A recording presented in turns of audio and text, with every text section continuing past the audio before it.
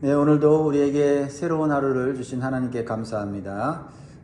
또 말씀으로 기도로 하루를 또 출발할 수 있게 해주셔서 감사합니다. 자, 오늘 마태복음 12장 38절에서 50절 말씀으로 하나님 말씀을 나눌 때 우리에게 주시는 기도 제목, 영적인 교훈을 주시는 기도 제목 한번 따라 하시겠습니다. 내 신앙의 뿌리가 거래가 아니라 믿음이 되게 하시고 기적이 아니라 십자가를 따라가게 하소서. 아멘. 사람들이 이런 기도를 하는 것을 우리는 들을 수가 있습니다. 하나님, 이 문제만 해결해 주시면 정말 열심히 믿겠습니다. 이 기도만 응답해 주시면 모든 걸 내려놓고 따르겠습니다. 겉으로 보면 아주 좋은 믿음의 기도처럼 보입니다. 그러나 가만히 들여다보면 그 기도에는 조건이 들어 있습니다. 그래서 사실 엄밀하게 따져보면 이것은 믿음이 아니라 거래입니다. 이것은 내가 원하는 결과가 나와야만 믿겠다고 하는 인간적 계산이 은근히 깔려 있는 것입니다. 오늘 본문에 나오는 서기관과 바리새인들도 똑같았습니다. 이미 수많은 은혜와 증거를 경험했음에도 불구하고 여전히 더 큰 표적을 요구하고 있습니다. 이것은 좋은 신앙일까요? 아니면 불신을 감추기 위한 핑계일까요? 오늘 본문 말씀은 우리의 신앙의 뿌리를 다시 점검하는 그런 말씀이에요. 자, 그러면 과연 우리가 붙들어야 할 진정한 신앙의 자세는 무엇인지 우리가 몇 가지 살펴보고자 합니다. 첫 번째로 우리는 조건을 걸며 하나님을 시험하는 신앙을 내려놓아야 합니다. 오늘 본문의 서기관과 바리새인들은 표적을 구하면서 예수님을 시험하는 태도를 보여주고 있습니다. 38절입니다. 그때의 서기관과 바리새인 중 몇 사람이 말하되 선생님이여 우리에게 표적 보여주시기를 원하나이다. 예수님을 전혀 모르는 사람이 예수님께 표적을 구한다고 하면 좀 이해가 됩니다. 그러나 예수님께서 행하신 수많은 기적과 표적을 이미 많이 보았습니다. 수많은 병자들이 낫고 귀신이 쫓겨나가는 현장을 이미 보았습니다. 그런데도 또 다른 표적을 요구합니다. 왜일까요? 믿고 싶어서가 아니라 믿지 않기 위한 핑계를 찾고 있었기 때문입니다. 자기가 원하는 것을 얻기 위해서 계속해서 표적을 구하는 것입니다. 표적을 주시는 예수님을 안 바라보고 예수님을 통해서 표적만을 구하고 있는 모습입니다. 그래서 예수님은 그 마음의 악함을 보시고 단호하게 꾸짖으십니다. 이미 예수님이 아닌 기적, 문제 해결, 소원 성취에 완전히 빠져버린 이 바리새인들을 향하여 이렇게 말을 합니다. 39절입니다. 예수께서 대답하여 이르시되 악하고 음란한 세대가 표적을 구하나. 표적을 구하는 바리새인들을 향하여서 예수님은 굉장히 심한 듯한 말씀을 하세요. 악하다, 음란한 세대다라고 말하고 있어요. 여기서 악하다고 하는 것은 단순한 나쁜 행동을 말하는 것이 아니라 이미 하나님을 향하여 삐뚤어진 마음. 사람이 삐뚤어진 마음을 가지면 계속해서 삐뚤어진 생각, 삐뚤어진 말, 삐뚤어진 행동을 하게 되어 있어요. 그래서 악하다고 말씀하시는 것입니다. 또한 음란한 세대다라고 말하고 있습니다. 그들이 그 현장에서 간음을 했습니까? 아닙니다. 예수님 말하시는 이 현재 이 음란한 세대라고 하는 이 말씀은 하나님 한 분만으로 만족하지 않고 세상과 하나님 사이에서 왔다리 갔다리 하는 그런 양다리의 모습을 보여주는 것을 영적인 간음이다라고 말씀하고 있다라는 겁니다. C.S. 루이스라는 유명한 작가는 이렇게 말했어요. 인간들은 하나님을 피고인석에 앉히고 자신은 판사석에 앉아 하나님을 신문하려 든다고 말을 했습니다. 지금 바리새인들의 모습이 그렇습니다. 내 기준에 맞는 기적을 보여주면 당신을 메시아로 인정해 주겠다는 태도입니다. 뭔가 위치가 바뀐 것 같지 않습니까? 이것은 신앙이 아니라 하나님을 향한 무례한 신문과 같습니다. 여러분, 믿음은요 거래가 아니라 맡김입니다. 믿음은요, 시험이 아니라 신뢰입니다. 우리 신앙의 뿌리를 다시 한번 점검해 보면 좋겠습니다.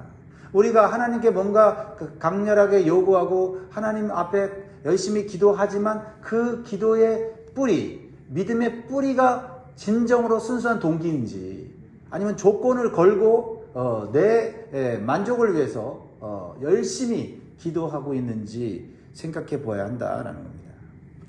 만약 학생이 대학의 합격 통지서를 받았는데도 불구하고 계속해서 더 확실한 증명서를 보여주세요 라고 계속해서 요구한다면 대학의 입장에서는 어떻겠어요? 하나님은 시험의 대상이 아니라 신뢰의 대상입니다. 표적을 보여주시면 믿겠다는 조건신앙을 우리는 내려놓고 조건 없는 순수한 믿음으로 주님 앞에 기도해야 됩니다. 이 힘든 상황에서 믿음을 주시옵소서. 그렇죠?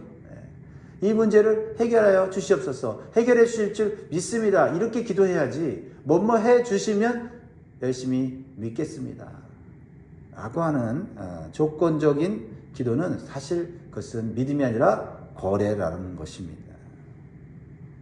사랑하는 성도 여러분, 하나님을 시험의 대상이 아닌 예배의 대상으로 바라볼 수 있는 믿음이 있기를 바랍니다. 그리고 하나님을 온전히 신뢰함으로써 하나님이 주시는 참된 평안을 누리면서 살아가시기를 주의 이름으로 축원합니다. 두 번째로 주시는 교훈은요, 기적보다 십자가를 붙드는 복음신앙을 회복해야 됩니다. 기적, 하나님 주시는 것 맞습니다. 그러나 기적보다 십자가를 붙드는 복음신앙을 회복해야 합니다. 계속해서 표적을 구하는 바리새인들에게 예수님은 이제 단 하나만의 표적을 말씀하십니다. 그게 뭐죠? 40절 같이 있습니다. 시작. 요나가 밤낮 사흘 동안 큰 물고기 뱃속에 있었던 것 같이 인자도 밤낮 사흘 동안 땅속에 있으리라. 구약에 요나 선지자가 물고기 뱃속에 들어갔다가 나온 사건, 그 사건을 예수님이 말씀하시면서 나도 밤낮 사흘 동안 땅속에 있게 될 거다라는 것을 말씀하고 계십니다. 이것이 무엇을 의미하는지 우리는 알고 있습니다. 물고기 뱃속에서 사흘 만에 살아난 요나처럼 예수님도 십자가에서 죽으시고 사흘 만에 부활하실 것을 예언하시는 것입니다. 그것이 요나의 표적이 상징하는 것이죠. 기독교의 신앙은 화려한 기적이 아니라 낮고 천한 곳에 세워진 십자가에 있습니다. 이 십자가는 우리의 죄를 대신 지신 대속적 죽음을 의미합니다. 이 십자가의 죽으심 안에는 우리의 죄뿐만 아니라 우리의 연약함, 질병, 인생의 모든 고난과 슬픔, 아픔까지 다 해결하신 하나님의 놀라우신 사랑과 은혜가 담겨져 있는 것입니다. 우리는 흔히 내 눈앞에 기적만 일어나면 신앙이 흔들리지 않을 텐데 라고 생각합니다. 그리고 또 우리가 그런 기도도 하지요. 하나님 기적을 보여주셔서 저 사람이 완전히 뒤집어지게 해주세요. 하지만 성경을 보면 기적을 본 사람들이 항상 믿음을 가진 것은 아니에요. 특별히 홍게가 갈라지는 놀라운 기적을 보고도 광야 생활 동안에 하나님께서 먹을 것 입을 것을 다 제공했음에도 불구하고 어느 한순간에 그렇죠? 금송아지를 세우고 우상을 숭배하는 그러한 불신앙의 모습을 보여주고 있는 것이 인간입니다. 기적은 잠시 우리의 눈을 자극하지만 십자가는 우리의 인생 전체를 근본적으로 변화시키는 줄 믿습니다. 찰스 스펄전 목사님은 이렇게 얘기했어요. 기적은 사람을 놀라게 할 뿐이지만 십자가는 사람을 거듭나게 한다라는 겁니다. 우리가 무엇에 초점을 맞춰야 되는가? 물론 이 기적이 우리에게 어떤 감동을 주고 어떤 자극을 도전을 주는 건 맞습니다. 근데 그것으로 구원받는 거 아니고 거듭나는 거 아니고 그것으로 우리 인생 전체가 변화되는 것이 아니라는 겁니다.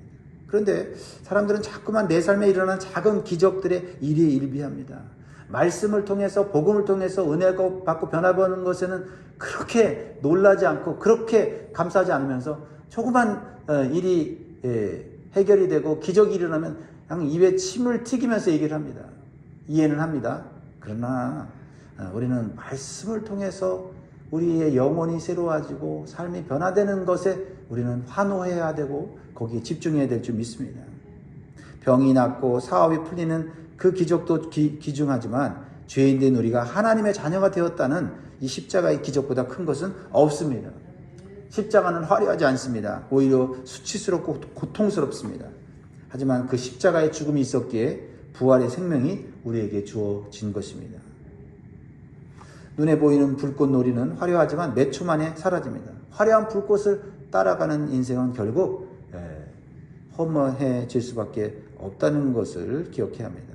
그러나 십자가를 따라가는 인생은 영원한 줄 믿습니다. 그러므로 사랑하는 성도 여러분, 기적이라는 신기루를 쫓아가지 말고 십자가라고 하는 단단한 반석을 쫓아가시기를 바랍니다. 그 위에 서시기 바랍니다. 그럴 때 어떤 폭풍우 속에서도 우리의 영혼은 안전할 것이고 그 십자가의 능력으로 이 땅의 모든 고난과 모든 역경을 이겨낼 수 있는 줄 믿습니다. 세 번째로 주시는 교훈은요, 듣기만 하는 신앙에서 회개하고 행동하는 신앙으로 나가야 됩니다. 우리가 듣기만 하는 신앙에 또 머물면 우리의 신앙은 더 이상 성장하지 않습니다. 예수님은 니네 사람들과 남방 여왕의 이야기를 들려주십니다. 이 사람들은 다 이방인들이죠. 이방인들을 통해서 하나님의 선민이라고 자부하는 유대인들을 책망하십니다. 41절 42절을 보면요, 심판때에 니느웨 사람들이 일어나 2세대 사람을 정죄하리니 이는 그들이 요나의 전도를 듣고 회개하였음이거니와 요나보다 더 큰 이가 여기 있으며. 무엇을 의미합니까? 니느웨 사람들이 요나의 어떻게 보면 성의가 없는 전도, 성의가 없는 외침에 그들은 그 말씀을 붙잡고 회개하고 통곡했습니다. 뭐 표적을 보여주거나 뭐 기적을 보여준 것도 아니에요. 또 열심히 또 말씀을 전한 것도 아닙니다. 그런데 하나님의 말씀을 최소한으로 듣고도 회개하고 하나님의 은총을 받았죠. 또 42절 보세요. 심판때에 남방 여왕이 일어나 2세대 사람을 정죄하리니 이는 그가 솔로몬의 지혜로운 말을 들으려고 땅 끝에서 왔음이거니와 솔로몬보다 더 큰 이가 여기 있느니라. 남방 여왕 스바 여왕이 솔로몬에게 하나님의 지혜가 충만하다고 하니까 하나님의 말씀을 듣기 위해서 어떻게 해요? 땅 끝에서 왔다. 우리는 하나님 말씀을 가까이서 들을 수 있지 않습니까? 언제든지 들을 수 있지 않습니까? 그런데 차 타고 10분, 20분, 30분, 1시간 그거 오는 거 그거 어렵다고 하면서 핑계댈 때가 있지 않습니까? 땅 끝에서부터 하나님 말씀이 나에게 생명이 되고 지혜가 된다고 하면 오는 이방인들도 있는데 이 유대인들은 어떻습니까? 유대인들은 요나보다 크시고 솔로몬보다 크신 예수님을 지금 눈앞에 두고 그 천국의 복음을 듣고 있고 놀라운 하나님의 능력을 체험하고 있는데도 불구하고 그들은 예수 그리스도를 믿지 않고 있다라는 것을 말씀하면서 이러한 영적인 특권을 가졌음에도 순종하지 않는다면 그 특권은 오히려 더 큰 심판을 받는 근거가 된다라는 겁니다. 그렇죠? 우리가 은혜를 받는 것 감사한 일이네요. 그러나 은혜를 받는 데만 우리가 초점을 맞추고 그 은혜 받은 대로 우리가 행동하지 않으면 어떻게 됩니까? 은혜 받은 만큼 우리는 또한 심판을 크게 받을 수 있다라는 거죠. 그래서 예수님은 아주 무서운 비유 하나를 드시죠. 귀신이 들어간 빈집의 이야기죠. 43절에 보면 더러운 귀신이 사람에게서 나갔을 때에는 물 없는 곳으로 다니며 쉬기를 구하되 쉴 곳을 얻지 못하고 이에 이르되 내가 나온 내 집으로 돌아가리라 하고 와보니 그 집이 비고 청소되고 수리되었거늘 이에 가서 저보다 더 악한 귀신 7을 데리고 들어가서 거하니 그 사람의 낮은 형편이 전보다 더욱 심하게 되느니라. 이 악한 세대가 또한 이렇게 되리라. 여러분, 귀신이 나간 후에 깨끗하게 청소된 그 집에 정작 주인이 없게 되면 어떻게 됩니까? 그 비어있는 집에 더 많은 귀신, 더 악한 귀신이 들어온다고 하는 비유입니다. 여기서 비어있다는 말은 영적인 진공 상태를 의미하는 거예요. 나쁜 습관을 끊고 마음을 정돈했을지는 몰라도 그 안에 하나님의 말씀과 성령의 임재가 채워지지 않으면 결국 더 악한 귀신이 들어와서 역사할 수 있다는 것을 보여주는 겁니다.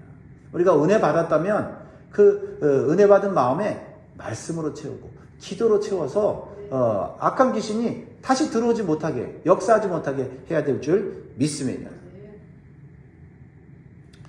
마틴 루터는 회개는 삶의 한순간이 아니라 성도의 삶 전체여야 한다고 말했습니다.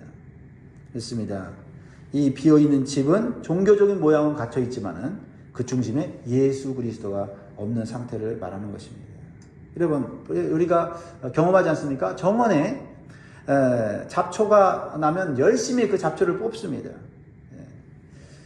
그리고 그 잡초가 뽑혀진 그 정원을 보면서 그냥 우리가 만족합니까? 아니죠. 그곳에 꽃과 나무를 심지 않습니까? 근데 심지 않고 그냥 잡초를 뽑은 것을 만족하면 어떻게 됩니까? 또 무성한 잡초가 자라나게 되는 것입니다. 오히려 더 강력한 잡초가 자라나게 되죠. 악한 습관을 끊어내는 것, 결심만으로는 부족합니다. 그 자리에 하나님 말씀과 기도를 심어야 될 줄 믿습니다. 사랑하는 성도 여러분, 신앙은 죄를 끊어내는 청소에서 멈추면 안 되고요. 그 안에 주인이신 예수님으로 채워야 될 줄 믿습니다. 마지막으로 주시는 교훈은요, 혈연보다 순종으로 하나님의 가족이 되어야 합니다 라는 교훈입니다. 예수님이 사람들 앞에 말씀을 전할 때 예수님의 어머니와 동생들이 찾아왔습니다. 그러니까 사람들이 말합니다. 당신의 어머니와 동생들이 지금 밖에서 말하려고 서 있습니다 라고 말합니다. 예수님이 그럴 때 이런 말씀을 하시죠. 48절에 말하던 사람에게 대답하여 이르시되 누가 내 어머니며 내 동생들이냐 하시고 손을 내밀어 제자들을 가리켜 이르시되 나의 어머니와 나의 동생들을 보라. 누구든지 하늘에 계신 내 아버지의 뜻대로 하는 자가 내 형제요 자매요 어머니이니라 하시더라. 예수님이 지금 예수님의 어머니 마리아와 동생들을 부정하는 것입니까? 아니죠. 지금 말씀을 전하면서 어머니와 동생들이 왔을 때 진짜 하나님이 기뻐하시는 영적인 가족이 무엇인지를 가르쳐 주려고 하는 그 예수님의 연결점이에요. 연결점. 자, 왜 예수님이 이런 말씀을 하십니까? 유대인들은 자신들이 아브라함의 혈통이라고 하는 걸 자랑했고 아브라함의 혈통에서 태어났다면 자연스럽게 구원받는다고 자만했습니다. 그러나 예수님 말씀하세요. 혈통으로 구원받는 거 아니다. 그렇죠? 하나님의 말씀에 순종하는 자, 하나님 뜻대로 행하는 자가 하나님의 가족이 될 수 있다라고 말씀하는 것입니다. 우리가 교회에 오래 나온 것, 우리가 말씀을 읽고 쓰고 암송하는 것, 그거는 너무나도 좋은 일이에요. 그러나 거기서 멈추면 안 된다. 뭐예요? 뭘로 나가야 돼요? 하나님의 뜻을 행하는, 순종하는 자리로 나아가야 내가 읽은 말씀, 내가 암송한 말씀, 내가 쓰는 말씀이 나에게 유익이 되고 복이 된다라는 것입니다. 그렇습니다. 여러분, 아버지를 닮은 아이가 진짜 자녀이듯이 하나님 아버지의 뜻을 행하며 그 성품을 닮아가는 사람이 진짜 하늘의 가족인 줄 믿습니다. 우리가 교회에 출석하고 집사, 권사, 장로, 목사라는 직분을 가졌어도 삶의 중요한 결정 앞에서 하나님의 뜻을 구하지 않는다면 하나님의 가족이라고 말하기에는 부끄러운 거지요. 손해를 보더라도 말씀대로 사는 삶, 그것이 바로 우리가 하나님의 자녀라고 하는 신분증인 줄 믿습니다. 그렇습니다. 사랑하는 성도 여러분, 우리는 그리스도의 피로 맺어진 하늘의 가족이에요. 세상의 혈연보다 진한 순종의 유대로 묶인 영적 공동체가 되어야 될 줄 믿습니다. 이번 한 주 내 뜻이 아닌 아버지의 뜻을 선택함으로 여러분이 진정한 하나님의 가족인 것을 증명할 수 있기를 바랍니다. 말씀을 맺겠습니다. 사랑하는 성도 여러분, 오늘 말씀을 다시 한번 우리 자신을 돌아봅시다. 나의 믿음은 거래인가 아니면 신뢰인가? 우리 한번 다시 한번 생각해 보면 좋겠어요. 여전히 내 문제를 해결해 달라는 조건을 걸면서 주님께 기도하면서 우리가 신앙이 있다고 말하고 있지는 않은가 한번 생각해 보는 것입니다. 오늘 우리는 주님의 음성을 들어야 됩니다. 나를 시험하지 말고 나를 신뢰하라. 눈에 보이는 기적 대신에 내 뜻을 따라라. 십자가를 붙잡고 나아가라고 말씀하십니다. 오늘 하루도 이 말씀으로 승리하시는 저와 여러분 되기를 주의 이름으로 축원드립니다. 기도하겠습니다.